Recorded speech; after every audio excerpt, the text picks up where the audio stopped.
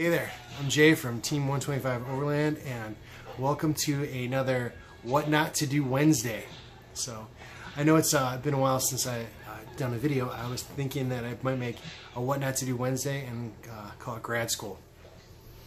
Yeah, grad school. So, I am in nurse practitioner school, and I have 3 classes left, and it's kind of like occupying all my time. Yeah, so it hasn't been a lot of working on really kind of any projects with the trucks or anything like that. So kind of hoping and can't wait to get over with this last class.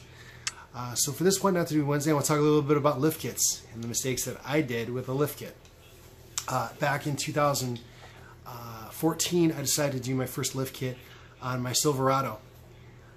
The tires were finally going bald after probably 60,000 miles, so I wanted to upgrade my tires, and I decided to put on some Hercules trail tires, and they're kind of like a mud tire. Great price.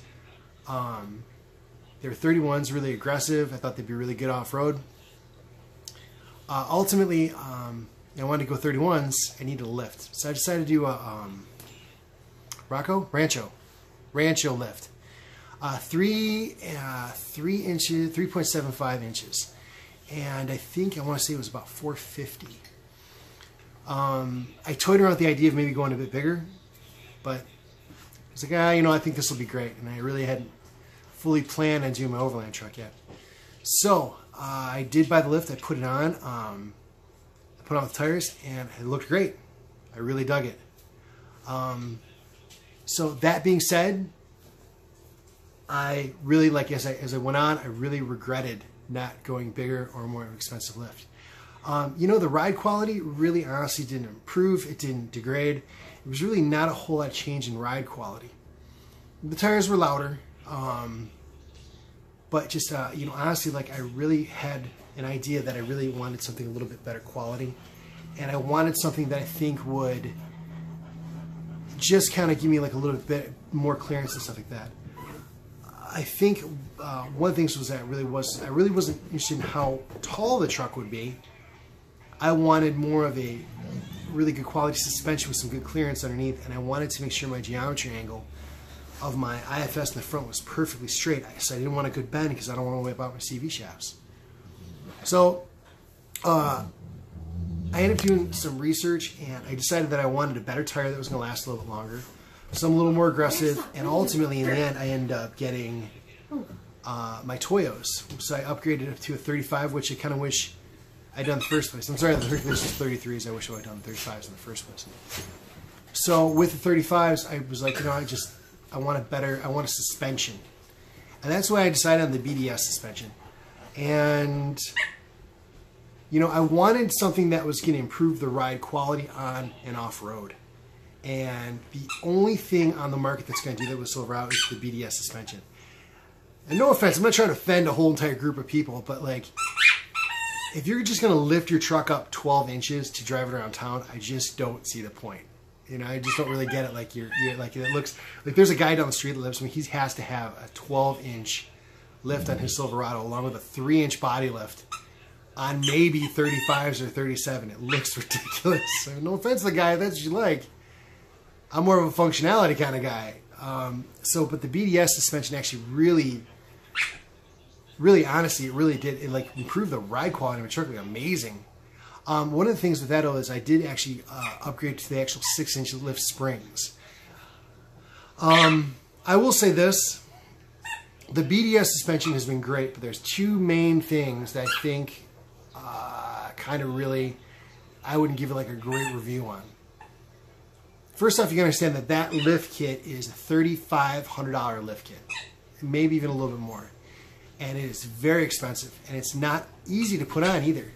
That rear spring, the rear springs, you have to drop the gas tank on that truck, and that truck is honestly one of the most nightmarish gas tanks ever to take out in the history of trucks.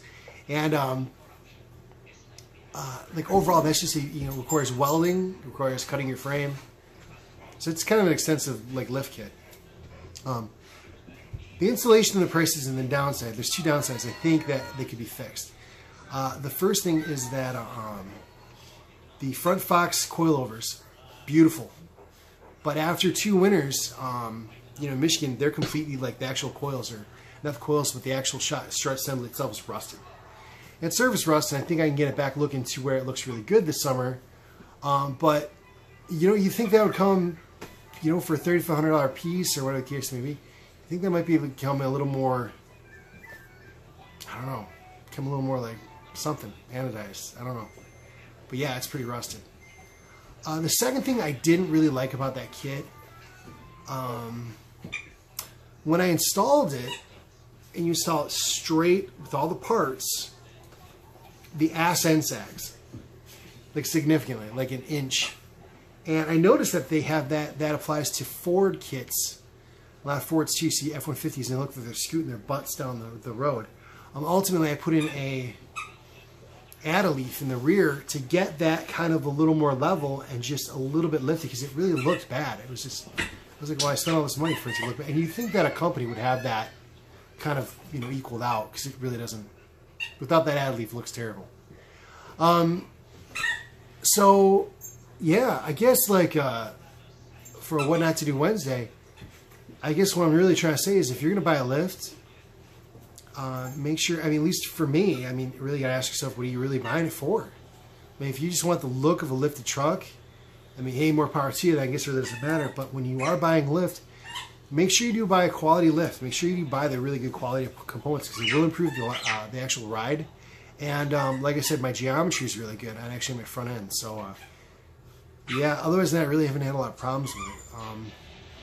One thing I will say about lift kits, if you have a full size like I do, like in my Silverado, there's just not a market. There's just not a market for real quality. I mean, you can find lift kits so you're blue in the face, but you can look at them and find out a lot of them don't have the proper geometry in the front. You find that they're not really quality. With the Rancho lift kit, which I really kind of didn't finish talking about, I put that one on, and I had it on from 2014 November till the summer of 2016. And that was the kit that comes with the upper control arms with the ball joints actually in them. So I pull it apart, and the ball joints are completely wiped out. That was less than 15,000 miles. The ball joints were total garbage. You could take that A-arm and just rattled it. When I put it on, I of course had it aligned. I made sure everything was good. Those ball joints didn't hold. I greased it, of course. They didn't hold up at all. Just nothing. So I think I really was intimidated by those bigger lift kits with welding and having cut tie rod ends and cutting out frame. Yeah, and I'm just honestly, I really wish I would have went with that lift kit in the first place. I would have saved myself so much trouble and so much time and so much money. Ultimately, I kind of, you know, when I talk about fuck ups that I did on my truck, that was kind of like it was like a $15, $100 fuck up that I kind of think I did. So yeah, it's pretty bad, man. So, well, thanks for watching. I hope you enjoyed it. I hope you take a little something from it. And yeah, I'll make another one tonight. I think I will. Thanks. Bye.